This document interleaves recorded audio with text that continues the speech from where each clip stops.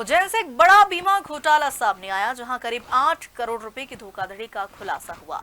फर्जी मृत्यु प्रमाण पत्र और जिंदा लोगों को मृत दिखाकर बिना क्लेम लेने की साजिश की गई। मामले में आर्थिक अपराध प्रकोष्ठ ने केस दर्ज कर जांच शुरू कर दी है। मध्य प्रदेश के उज्जैन में आर्थिक अपराध प्रकोष्ठ ने गुरुवार को एक बड़ी बीमा धोखाधड़ी का खुलासा किया है। यह मामला आईसीआईसी प्रूडेंशियल लाइफ इंश्योरेंस से जुड़ा हुआ है, जिसमें करीब 8 करोड़ रुपए की ठगी की गई है। जांच में सामने आया कि बीमा एजेंट, पॉलिसी धारक, उनके नॉमिनी और कुछ पंचायत प्रतिनिधि इस पूरे खेल में शामिल थे। आरोप है कि पहले से मृत या गंभीर रूप से बीमार व्यक्तियों के नाम पर बीमा पॉलिसियां करवाई गई। इसके बाद फर्जी मृत्यु प्रमाण पत्र तैयार कर बीमा क्लेम लगाने की कोशिश की गई। कुछ मामलों में जीवित व्यक्तियों को मृत दिखाकर भी पॉलिसी और क्लेम प्रक्रिया को आगे बढ़ाया गया।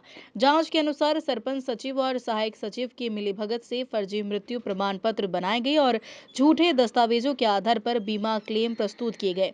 ईओडब्ल्यू एसपी समर वर्मा के मुताबिक कुल 27 बीमा पॉलिसियां संदिग्ध पाई गई।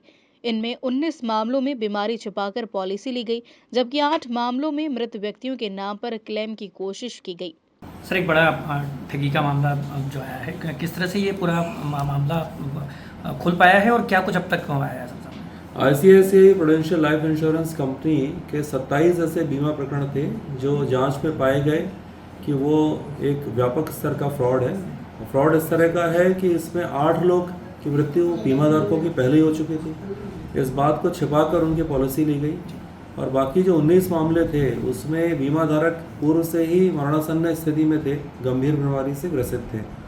जब इनकी जांच की गई तो पता चला कि एक व्यापक एक संगठित तौर पे किया गया है, जिसमें करीब 10 बीमा एजेंट शामिल हैं और उनके द्वारा कई गांवों के सरपंच और सचिव को भी इसमें लालच देकर शामिल किया गया और बाद की तिथि के मृत्यु प्रमाण पत्र बनाए गए।